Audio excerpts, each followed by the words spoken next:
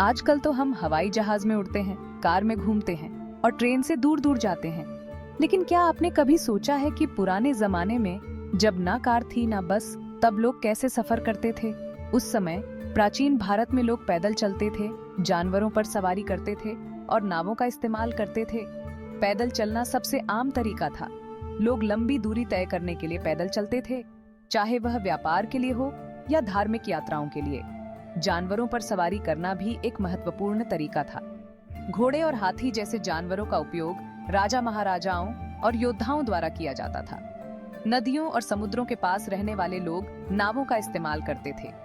नावें व्यापार और यात्रा के लिए महत्वपूर्ण साधन थीं। बैलगाड़ी भी एक प्रमुख साधन था, जिसका उपयोग ग्रामीण इलाकों में सामान और लोगों को एक स्थान से दूसरे स्थान तक ले जाने के लिए किया जाता था। चलो टाइम मशीन में बैठकर देखते हैं कि प्राचीन भारत में लोग कैसे सफर करते थे। यह एक रोमांचक यात्रा होगी, जहां हम उन पुराने तरीकों को देखेंगे और समझेंगे कि कैसे लोग बिना आधुनिक साधनों के भी लंबी दूरी तय करते थे। बैलगाड़ी प्राचीन भारत का सुपरहिट वाहन था। यह लकड़ी से बनती थी और इसे बैल या भैंस खींचते थे।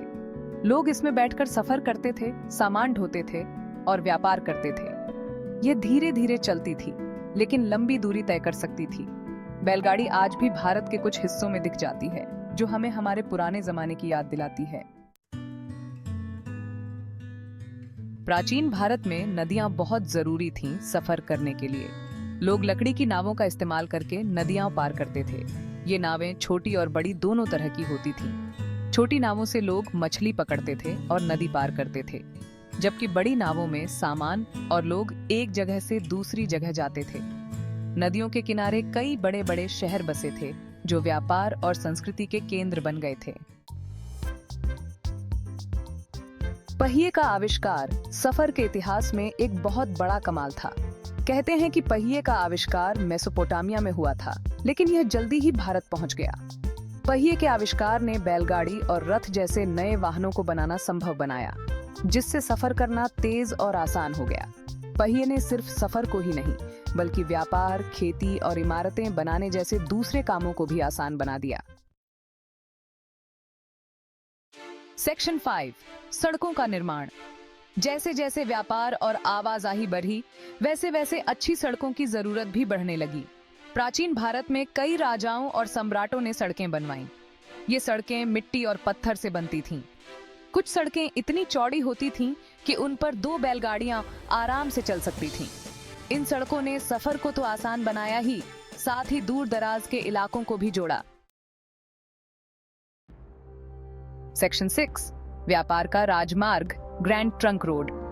प्राचीन भारत की सबसे मशहूर सड़क थी ग्रैंड ट्रंक रोड। यह सड़क व्यापार और सांस्कृतिक आदान प्रदान का प्रमुख मार्ग थी। यह सड़क बंगाल से अफगानिस्तान तक जाती थी और लगभग 2500 किलोमीटर लंबी थी। इस मार्ग ने विभिन्न सभ्यताओं को जोड़ने में महत्वपूर्ण भूमिका निभाई। ग्रैंड ट्रंक रोड का निर्माण सम्राट चंद्रगुप्त मौर्य ने करवाया था। उनके शासनकाल में इस सड़क ने व्यापार को नई ऊंचाइयों पर पहुंचाया। यह सड़क व्यापार का बहुत बड़ा रास्ता बन गई और इसने भारत को मध्य एशिया और यूरोप से जोड़ा। इस मार्ग पर व्यापारियों के कारवां चलते थे, जो विभिन्न वस्त्र, मसाले और अन्य सामान लेकर आते थे। ग्रैंड ट्रंक रोड आज भी है और यह भारत के इतिहास और संस्कृति की निशानी है। इस सड़क पर चलते हुए हम इतिहास के उन पन्नों को महसूस कर सकते हैं, जो हमें हमारे गौरवशाली अतीत की याद दिलाते हैं। यह सड़क आज भी आधुनिक भारत के विकास में महत्वपूर्ण भूमिका निभा रही है। आज भी ग्रैंड ट्रंक रोड पर चलते हुए हम देख सकते हैं कि कैसे यह सड़क विभिन्न संस्कृतियों और परंपराओं को एक साथ लाती है।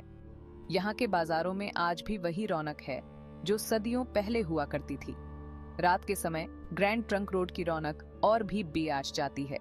यहाँ की रोशनी और चहल पहल इस सड़क की जीवंतता को दर्शाती है। यह सड़क न केवल एक मार्ग है, बल्कि यह भारत की आत्मा का प्रतीक है।